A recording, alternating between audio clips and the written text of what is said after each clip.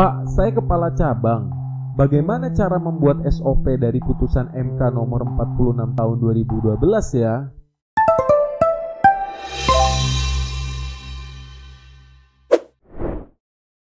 Sob, selamat datang di channel Cerdas Hukum. Bersama gue, Bos Kon. Ayo, jangan negatif dulu ya. Kon di sini artinya konsultasi, bukan ilustrasi jorok lo. Dengerin nih, gue mau ngejelasin permasalahan hukum dari Sohib Justice, biar lo pada paham. Terlansir dari asumsi-asumsi yang berkembang pesat saat ini, sebelum ini, dan yang akan datang, bahwa segala bentuk hasil perkawinan dari istri adalah milik istri. Sedangkan, segala bentuk hasil perkawinan dari suami adalah milik istri juga. Benarkah secara hukum? Mari kita simak seluruh sesi penjelasan Boskon dalam pembahasan video harta bersama. Aduh, jangan panggil Pak dong, kan namanya Boskon. Daging lagi aja nih sob, kita bahas ya. Bank sebagai badan usaha yang mempunyai kewenangan menyimpan, menjaga, dan mengatur keuangan masyarakat, kemudian menyalurkannya kepada masyarakat untuk mengangkat taraf hidup semua masyarakat. Hal ini sesuai dengan pengertian bank pada pasal 1 angka 2 Undang-Undang nomor 10 tahun 1998, perubahan atas Undang-Undang nomor 7 tahun 1992 tentang perbankan, yang berbunyi, bank adalah badan usaha yang menghimpun dana dari masyarakat dalam bentuk simpanan dan menyalurkannya kepada masyarakat dalam bentuk kredit dan atau bentuk-bentuk lainnya dalam rangka meningkatkan taraf hidup rakyat banyak. Kewenangan bank dalam mengatur simpanan deposito, aset semua masyarakat yang menjadi nasabahnya, baik benda bergerak atau benda tidak bergerak, memberikan kewajiban pada bank untuk merahasiakan semua yang diamanahkan padanya untuk disimpan. Kerahasiaan dalam menjaga informasi nasabah menjadi sebuah kepercayaan yang teramat berharga untuk dimiliki oleh semua pengurus dan pekerja seluruh bank di Indonesia. Hal ini agar badan usaha terus berjalan dan dapat mengangkat hidup orang banyak. Kerahasiaan yang harus dijaga untuk semua pihak, baik nasabah ataupun bank lain. Tentu, jika ada seseorang membocorkan yang menjadi kerahasiaan bank, akan mendapatkan sanksi yang tegas sesuai dengan yang telah dijelaskan dalam aturan perundang-undangan sob.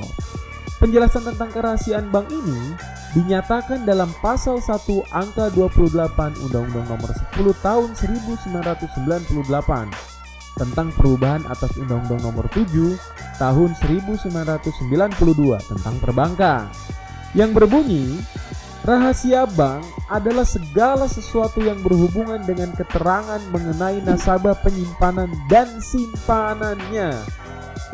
Dalam pasal 1 angka 28 tersebut telah dijelaskan bahwa yang menjadi kerahasiaan bank itu seluruh keterangan nasabah, baik data diri penyimpanan maupun apa yang disimpannya sob.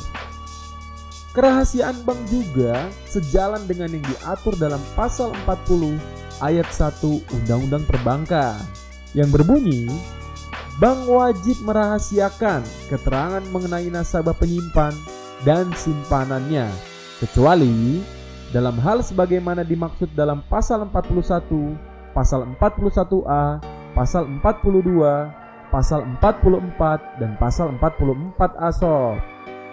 Dari ayat tersebut telah jelas bahwa ada beberapa alasan untuk bank dapat memberikan data nasabahnya jika dalam beberapa kondisi. Ingat nih ya, jika dalam beberapa kondisi sebagai berikut.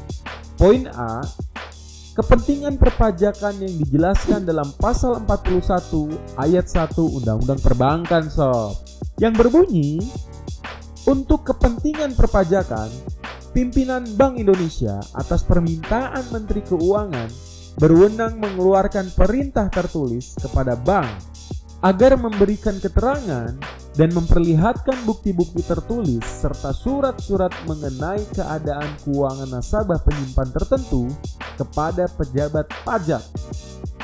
Pada poin B, penyelesaian piutang bank seperti yang diatur dalam pasal 41A Undang-Undang Perbankan, yang berbunyi, untuk penyelesaian piutang bank yang sudah diserahkan kepada Badan Urusan Piutang dan Lelang Negara atau Panitia Urusan Piutang Negara, pimpinan Bank Indonesia memberikan izin kepada pejabat Badan Urusan Piutang dan Lelang Negara atau Panitia Urusan Piutang Negara untuk memperoleh keterangan dari bank mengenai simpanan nasabah debitur. Ingat tuh sob, mengenai simpanan nasabah debitur.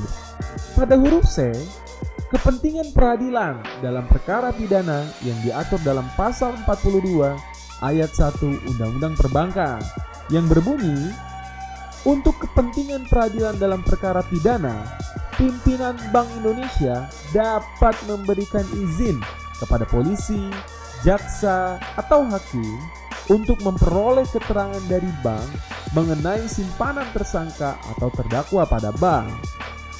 Huruf D, perkara perdata antar bank dengan nasabahnya yang diatur dalam pasal 43 Undang-Undang Perbankan sob. Huruf E, tukar menukar informasi antar bank yang diatur dalam pasal 44 ayat 1 Undang-Undang Perbankan. Atau ini sih yang sering disebut dengan day checking sob. Huruf F, permintaan persetujuan atau kuasa dari nasabah penyimpan yang dibuat secara tertulis. Hal ini diatur dalam pasal 44A ayat 1 Undang-Undang Perbankan.